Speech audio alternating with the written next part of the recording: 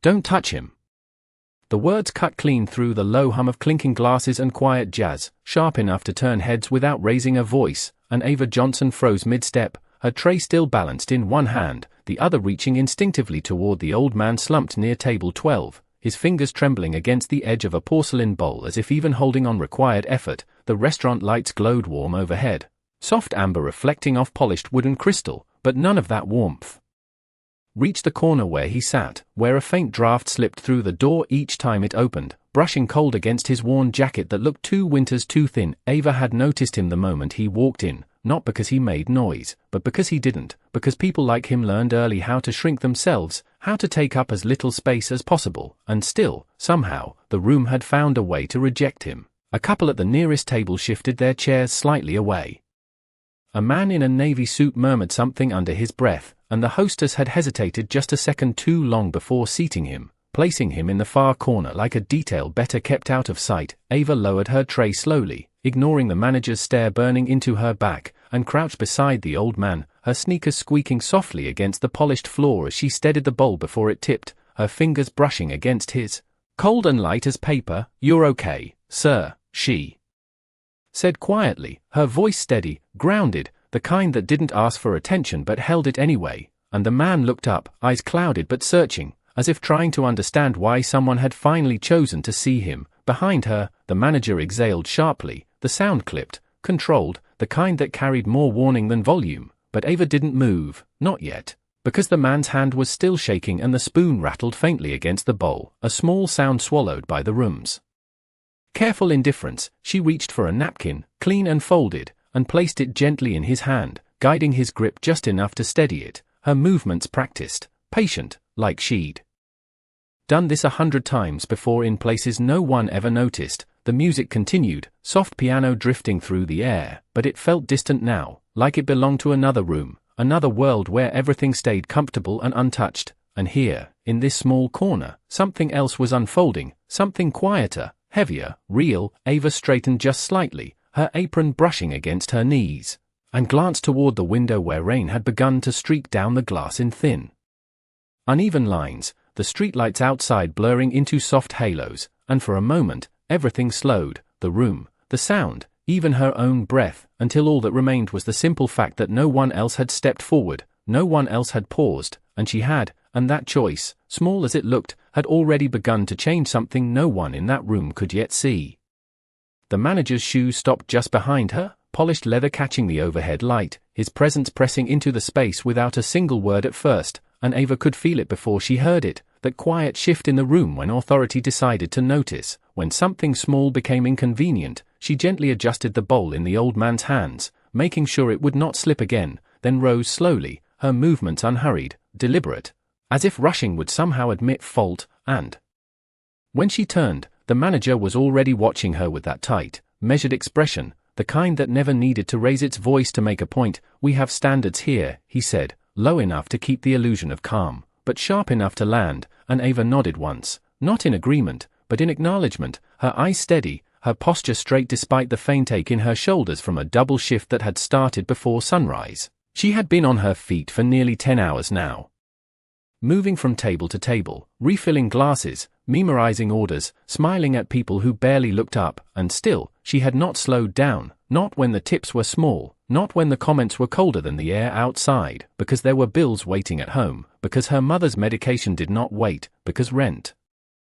did not care how tired she felt. The old man behind her shifted slightly, the faint scrape of his chair barely audible, and Ava glanced back just long enough to make sure he was steady, that he had not been forgotten again. Then she reached for the check presenter tucked at her side, flipping it open with practiced ease, her fingers pausing for just a fraction of a second before she slid her own card inside, the motion small, almost invisible, but final. Across the room, a server paused mid-step, watching, then quickly looked away, because moments like this were not meant to be shared, they were meant to be ignored, smoothed over, erased before they complicated anything. Ava placed the presenter gently on the table, her voice soft as she leaned in just enough for the old man to hear. "Take your time, sir, there is no rush," and he blinked up at her, confusion mixing with something softer, something like relief, his grip loosening around the napkin as if he no longer needed to hold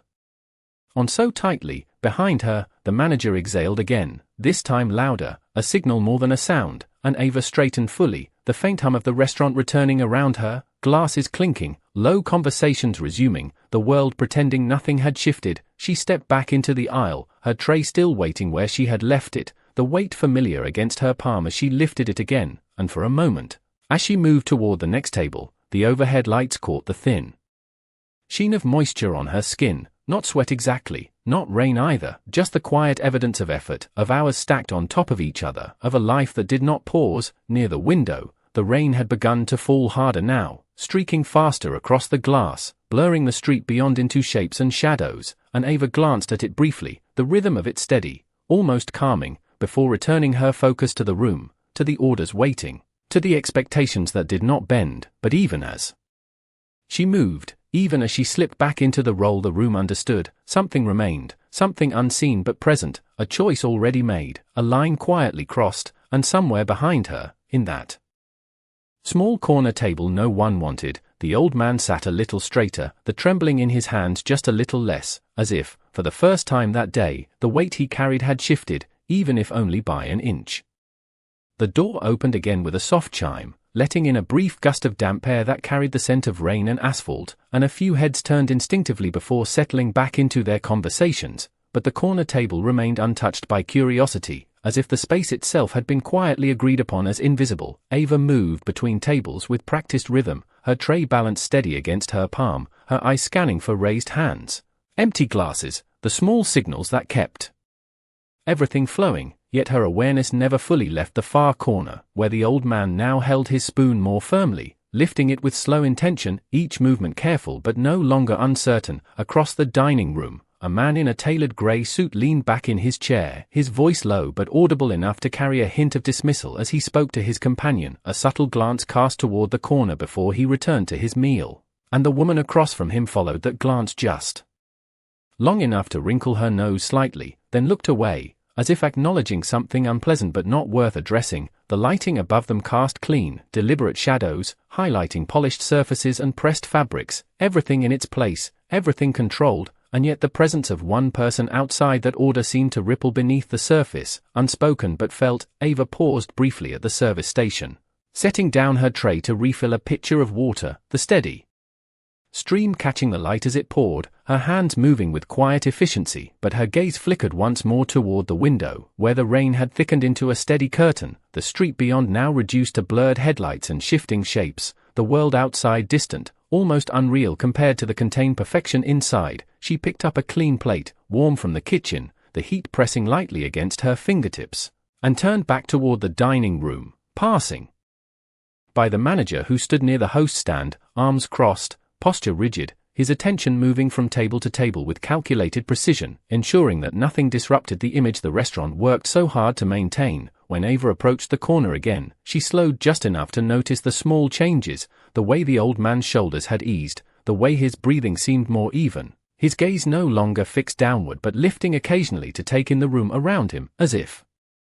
testing whether he was truly allowed to exist there. She placed a glass of water beside him without a word, the condensation cool against the table, and he nodded faintly, a gesture so subtle it might have been missed by anyone not looking directly at him, but Ava saw it, and she responded with the smallest smile, one that did not ask for recognition, only offered reassurance. Nearby, a young couple paused their conversation just long enough to observe the interaction, curiosity flickering across their faces before they returned to their own world, their voices lowering again into private tones. The rhythm of the restaurant continued, orders called softly from the kitchen, silverware meeting plates in controlled cadence, the faint hum of conversation weaving through it all. But beneath that rhythm, something quieter had taken hold, something that did not belong to the menu or the decor, something that could not be measured in tips or table turnover. Ava stepped back once more, her shoes tracing the same path worn by countless shifts before, yet this moment felt different, not in any way that could be pointed out or explained, but in the way it settled, in the way it lingered, like the steady rain outside that showed no sign of stopping. And as she moved on to the next table, her posture remained the same, her pace unchanged, but her presence carried a quiet certainty, a sense that even in a place built on appearances, something real had slipped through, unnoticed by most, but impossible to undo. The kitchen doors swung open with a soft push, releasing a wave of heat and the layered scent of butter, garlic, and seared meat that rolled briefly into the dining room before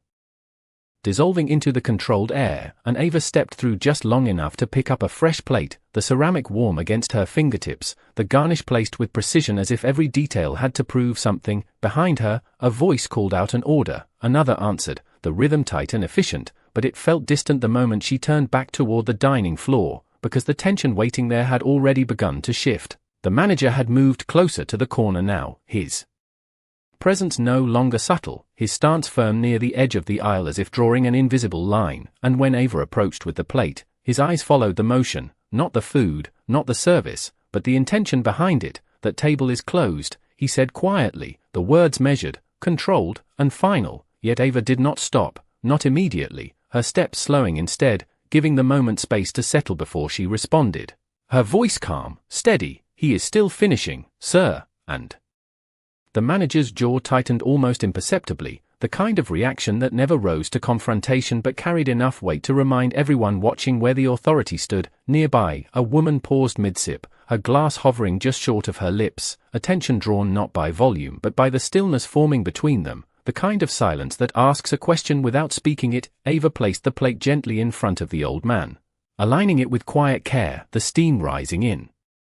thin curls, warm and steady, and he looked down at it for a moment as if unsure it was meant for him, his fingers resting lightly on the edge of the table, no longer trembling, but hesitant, as though the idea of being served with intention required time to believe. You should not encourage this, the manager continued, his tone unchanged, but closer now, each word landing with deliberate precision, and Ava straightened slowly, meeting his gaze without challenge, without retreat, simply present. He is a guest, she said, not louder, not sharper, just clear, and for a second, the space between them held, suspended, as if waiting to see which version of the room would win, the one built on appearance or the one shaped by choice. Across the dining room, the suited man from earlier leaned slightly forward, interest replacing dismissal, his conversation forgotten as he watched, while a server at the far end adjusted her stance, pretending to focus on her table but not quite able to look away. The rain outside intensified, tapping more insistently against the glass, a steady rhythm that filled the quieter spaces between sounds. And Ava became aware of her own breathing, slow, even, grounded in something deeper than the moment itself, something that did not depend on approval or permission. The manager exhaled once, a controlled release, then stepped back just half a pace, not enough to concede, but enough to shift the line, and Ava turned slightly, returning her attention to the table, to the man who now lifted his gaze to meet hers again, this time with something steadier in it, something that no longer asked if he belonged, but simply accepted that, for this moment, he did. The room resumed its motion, conversations picking back up, silverware moving, the illusion of normal restored, but not entirely, because something had already changed, something subtle yet irreversible, and as Ava stepped away once more, her path through the restaurant remained the same, but the weight of it felt different, as if every step carried a quiet echo of the choice she had made. A choice that no longer fit neatly within the boundaries the room expected, and somewhere behind her. The old man began to eat again, slower this time, not from uncertainty, but from the simple, unfamiliar comfort of being allowed to stay. The shift in the room did not disappear, it settled, like humidity in the air before a storm, subtle but impossible to ignore, and Ava felt it in the way conversations resumed just a little quieter, in the way eyes lingered a second longer than before, in the way the manager no longer needed to stand close to remind her of the rules because his presence had already been made clear. She continued moving, refilling glasses, clearing plates, her steps measured and precise, but the weight of his earlier words stayed with her, not heavy enough to slow her down, but sharp enough to press against her thoughts, especially when she passed the service station and saw the schedule board pinned beside the wall, her name written across nearly every shift that week, hours she could not afford to lose. She reached for a stack of clean napkins, aligning them carefully, her fingers smoothing the edges as if control could be found in small things, and behind her, the manager's voice returned, not raised, not harsh, but firm in a way that left no room for misinterpretation. After this table, you clock out, and Ava paused for just a fraction of a second, the words landing fully before she turned her head slightly, not enough to face him directly, just enough to acknowledge she had heard. The old man sat quietly now, his plate half empty, his movement slower but steady, and for a moment, Ava considered the timing, the balance between staying and leaving. Between doing what was expected and doing what felt right, and the calculation was not abstract, it was immediate, it was rent, it was medicine, it was the difference between making it through the week or falling behind again. Across the room, the suited man leaned back once more, but this time his attention did not drift away, his gaze anchored, thoughtful, as if the scene unfolding had shifted from inconvenience to something worth understanding. Ava walked back to the corner table, her tray empty now, her hands free, and she stood beside the old man just long enough to notice the details others ignored, the way he folded his napkin carefully, the way he placed the spoon down with intention, the quiet dignity in movements that had once been rushed or uncertain, and she felt a small, steady certainty rise within her, something that did not argue or explain, just settled. "Would you like anything else, sir?" she asked softly, her voice even, and he looked up at her again, his eyes clearer now, the clouded hesitation replaced by something warmer, something grounded, and he shook his head gently, a faint smile touching his lips, the kind that did not demand acknowledgement but offered it freely. Ava nodded once, then reached for the check presenter resting at the edge of the table, sliding it slightly closer to him, though she knew it was already handled, the gesture more about closure than transaction, and as she turned to leave, the manager stepped into her path, not abruptly, not forcefully, but with a finality that closed the space. "We are done here," he said, quieter than before, but unmistakable, and Ava met his gaze fully now, not defiant, not submissive, simply steady, the kind of look that held its ground without needing to push back, and for a moment, the noise of the restaurant seemed to pull away again, leaving only the space between them, the decision already made even before it was spoken. She gave a small nod, acknowledging the instruction, but her posture did not change, her presence did not shrink, and as she stepped around him, moving toward the back to finish what remained of her shift, the rain outside continued to fall, steady and unbroken, washing the street in silver streaks, while inside, something quieter had reached its edge, not loud, not dramatic, but complete, as if the room itself had drawn a line and Ava had chosen, without hesitation, which side she stood on, even if it meant walking forward without knowing what waited next. The back door closed behind her with a soft metallic click, cutting off the layered noise of the dining room and replacing it with something quieter, heavier, the kind of silence that carries its own weight, and Ava stood there for a moment, just inside the narrow service hallway, the overhead fluorescent light casting a pale glow against the tiled floor, her reflection faint in the stainless steel panel beside her, shoulders slightly lowered now that the rhythm of service had stopped, her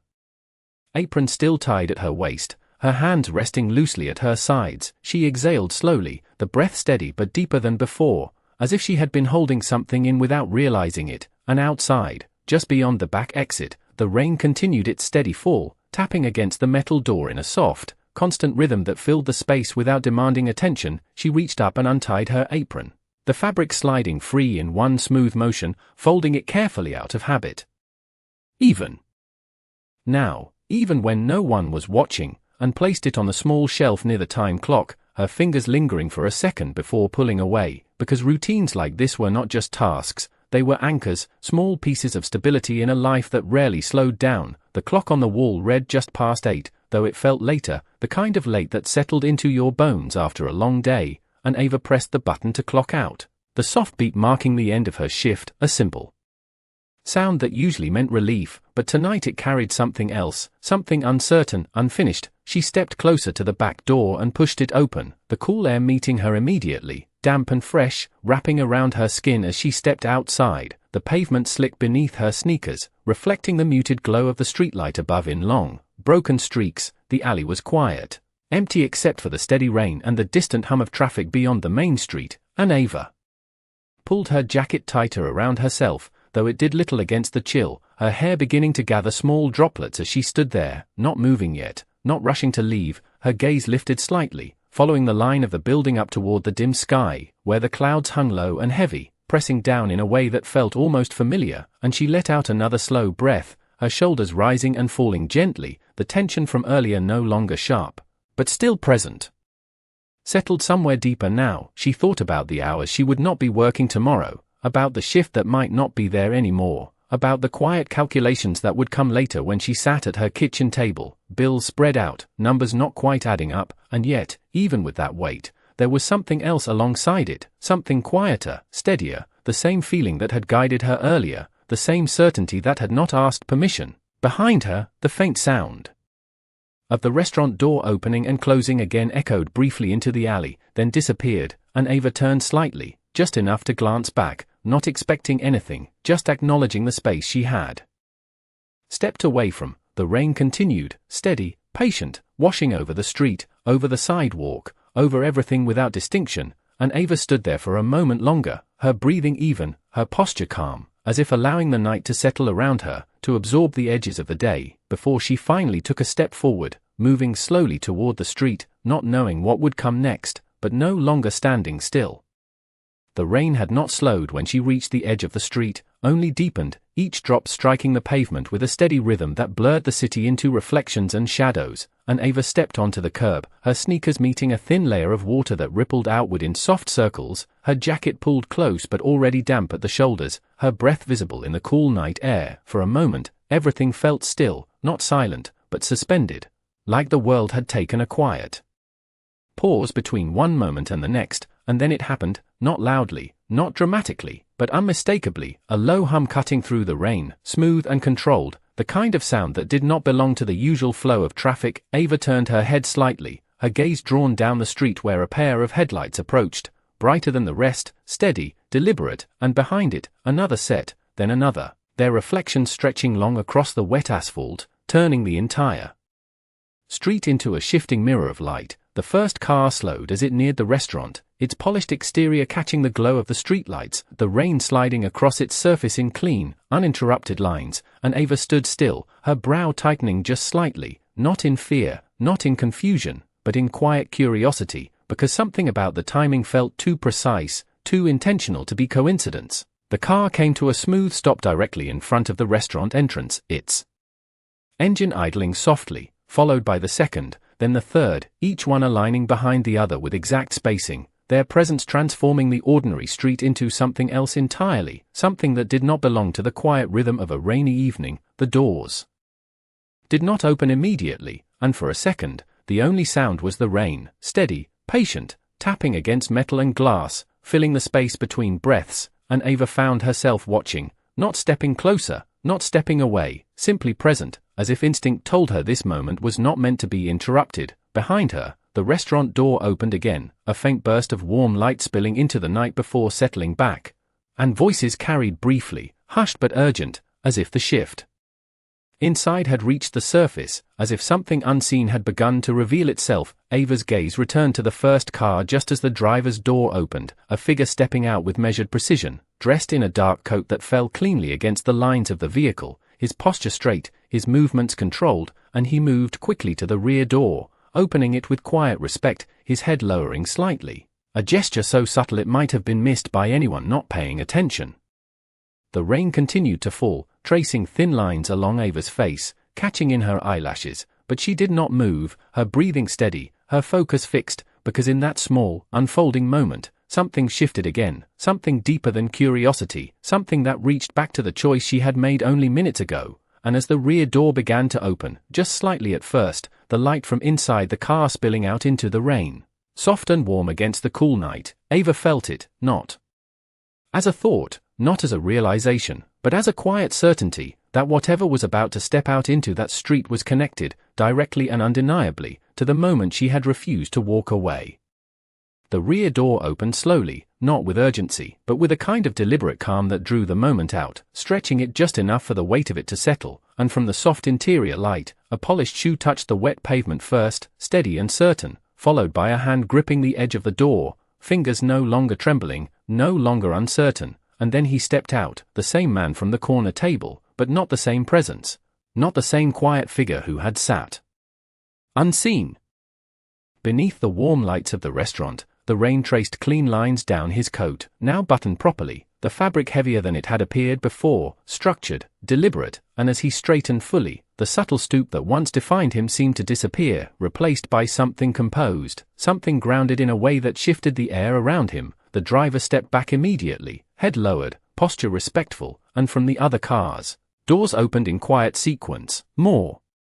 figures stepping out, each one dressed with the same precision, the same controlled movements, their attention not scattered, not curious, but focused, all directed toward him. Ava did not move, her breath steady but deeper now, her eyes fixed as the distance between what she had seen inside and what stood before her began to close, piece by piece, without a single word needing to explain it. The restaurant door behind her opened again, wider this time, and the manager stepped out onto the sidewalk, his expression tight at first, then shifting, confusion giving way to recognition, his posture adjusting almost instantly, shoulders straightening, hand smoothing the front of his jacket as if trying to align himself with something he had not expected to face. The old man turned slightly, just enough for his gaze to find Ava, and for a moment, everything else seemed to fall away, the rain, the street, the quiet movement of the others, leaving only that look, steady and clear, the same eyes that had searched the room earlier, now grounded, certain, and when he spoke, his voice was calm, measured, carrying easily through the rain without needing to rise. You did not look away, and Ava felt the words land not as praise, not as surprise, but as acknowledgement, something simple and direct that did not exaggerate or soften the truth. Behind him, one of the men stepped forward slightly, holding an umbrella, but paused when the old man lifted his hand just enough to stop him. Choosing instead to stand in the rain, the water gathering along the edges of his coat, unbothered, as if the discomfort no longer mattered, the manager approached cautiously now, each step smaller than the last. His earlier certainty gone, replaced by something quieter, more careful, and he began to speak, his tone altered, respectful in a way it had not been before, but the old man did not turn toward him immediately, did not grant that shift his attention, not yet. Instead, he took a slow step forward, closing the space between himself and Ava, not close enough to invade, but close enough to be heard without effort. And there was no hesitation in his movement, no trace of the fragility she had first seen, only intention. The rain continued, steady and constant, washing the street in soft silver lines, reflecting the glow of headlights and street lamps into a quiet, shifting light, and in that moment, Ava stood exactly where she had been minutes before, on the edge of the curb, her jacket damp, her hands relaxed at her sides, but everything around her had changed, and everything in front of her now revealed what had always been there, hidden not by disguise, but by the simple fact that no one had chosen to see it until she did.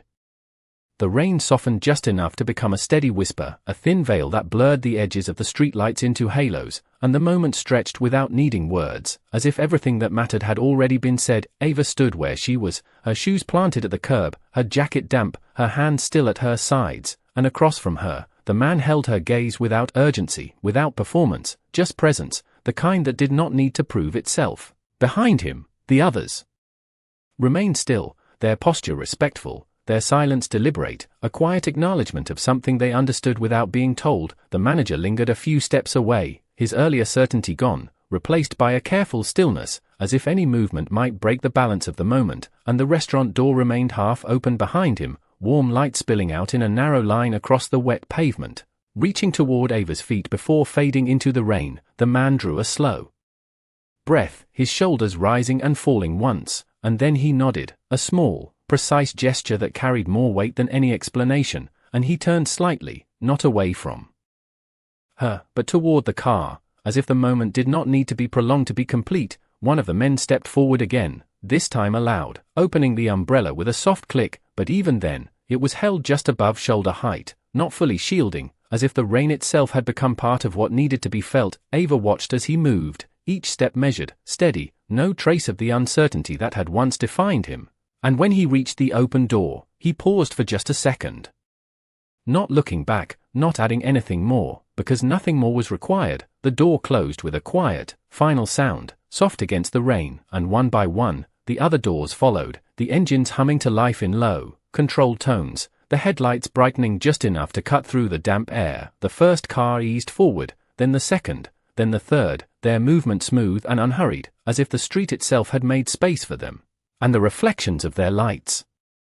stretched across the pavement, passing over Ava's shoes, over the curb, over everything, before fading into the distance. The manager remained where he was, his posture uncertain now, his attention fixed on the space the cars had occupied just moments before, as if trying to reconcile what he had seen with what he believed he understood. But Ava did not look at him, did not turn back toward the restaurant, because her focus remained forward, on the empty stretch of road where the light had just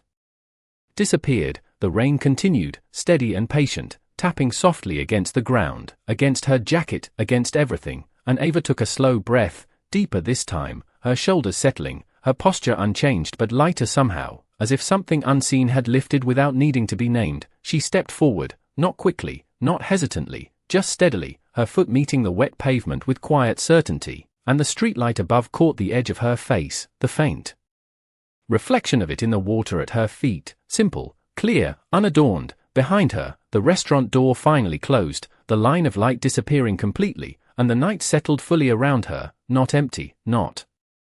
heavy, but open, the kind of openness that does not promise anything, but no longer holds anything back. Ava walked on, her steps even, her breathing calm, the sound of the rain keeping time, and though nothing around her spoke, though no one called out, though the city continued exactly as it had before, something had shifted.